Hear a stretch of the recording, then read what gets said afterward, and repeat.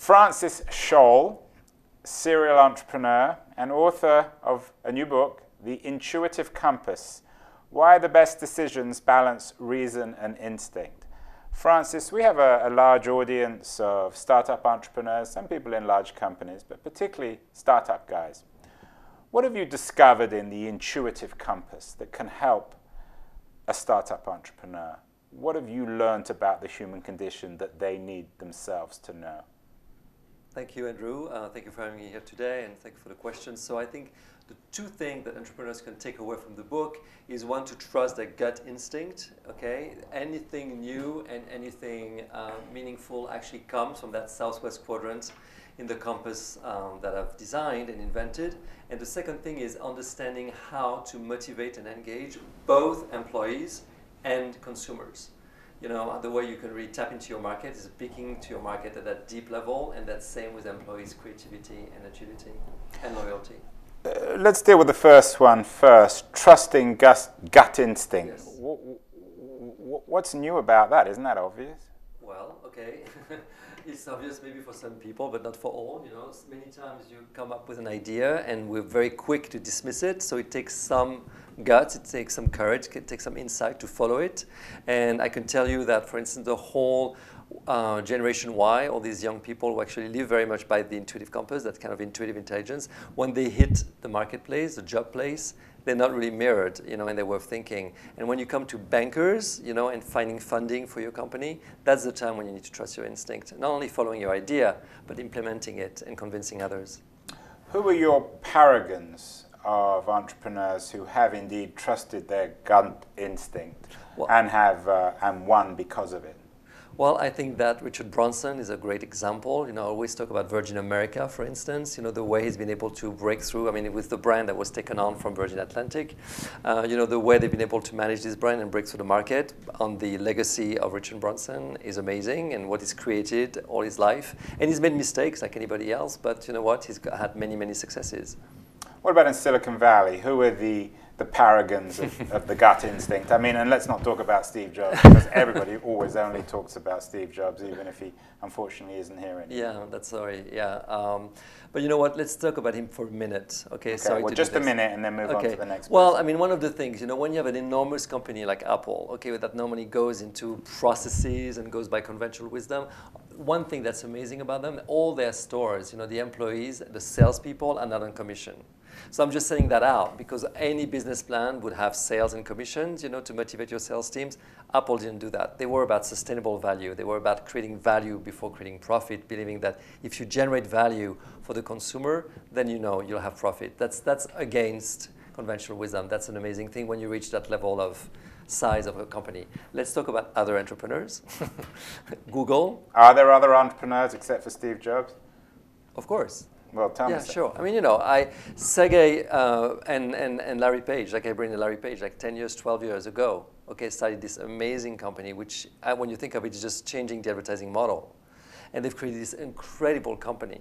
And what they had as a motto, and I think everybody should remember this, including bankers who finance startups, a healthy disregard for the impossible. And what the intuitive compass demonstrated, what seems impossible to logical mind is actually not impossible in nature or in business. And that's the whole paradox and the tension that you need to sustain as an entrepreneur. What about contemporary entrepreneurs in Silicon Valley like Mark Zuckerberg, the people who run Twitter, and many of these new social companies? Are they all successfully trusting their gut instincts, do you think?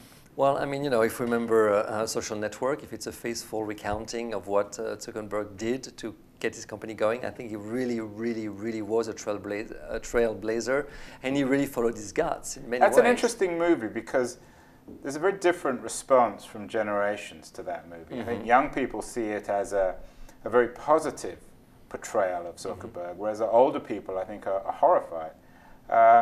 Is this issue of gut instinct and trusting what one really thinks, does that divide generations? It does divide generations. No, I think it divides mindsets, not generations. Really, I do. You know, you've had entrepreneurs and people trusting their guts throughout ages. And that's not a generation thing. I think that what Zuckerberg did in this particular world of social network, yes, of course, speaks more to a generation to another. But you know, entrepreneurs are people who create in spite of what exists, beyond what exists, and they will always be criticized by the majority of people who don't create. What's original? But follow, yeah. What's original about your book? You say the best decisions balance reason and instinct. Isn't that obvious? Okay, well, what's less obvious about the book, okay, is that it shows that intuition balances reason and instinct, and in doing that, incorporates the intelligence of instinct. The intelligence of instinct is threefold. It allows us to adapt, it allows us to create, and it allows us to sustain. Instinct is the instrument for survival of our species. It's been doing that for thousands of years. It's extremely reliable, and yet it's not integrated in our way of thinking. It's not integrated in our way of teaching. And when you are able to really include instinct in your thought process, then your thought process becomes sustainable for all social entrepreneurs. And I'm just coming back from pub tech. You know, every people who really wants to make a legacy and real change, intuitive intelligence is the answer for the modern world.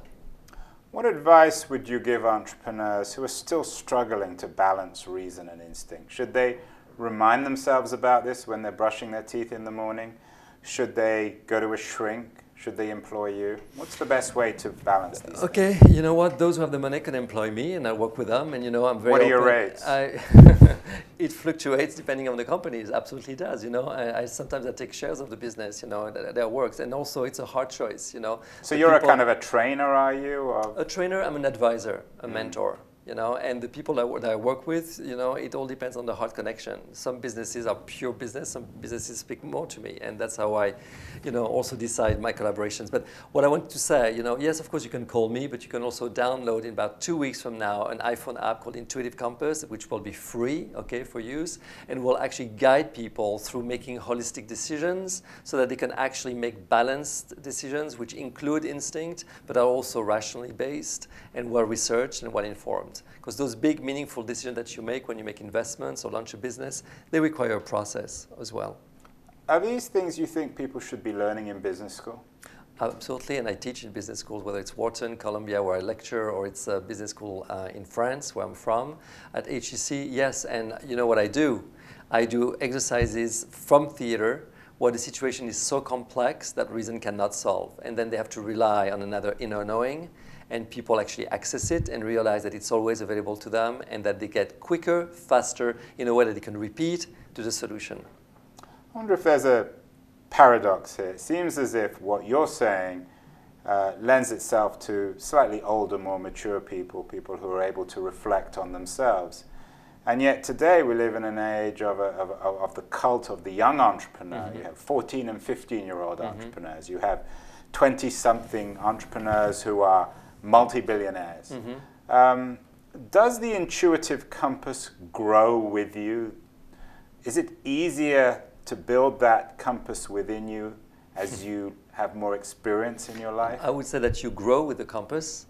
Rather than the compass growing with you. I think that you grow with the compass. The compass is meant to really go with you throughout your life. And what the compass delivers is a guideline to make a decision. It's not a compass about how you make decision in abstract. Every decision, it's like the non-gimmicky 8-ball. You can use it, and it's a faithful servant to get a solution and a decision that will really be satisfying you, will be fulfilling you, because you will have looked at all the spectrum of the decision. And the second thing I think that's important to understand is that you will be able to keep a log of all your decisions, and it will mirror how you've made all these different decisions, and it will inform you on how you can improve your decision-making process. So what you're really saying is that the successful entrepreneur needs to be disciplined, self-analytical, and maintain the records of their actions if they are to build this intuitive compass and be successful. I wouldn't say must, I say can. Should, or at least buy the book, right? Yeah. And the app. Is the app free? Absolutely it is, yeah. Absolutely. So how are you going to make any money? Well, I believe in, first of all, I already make money.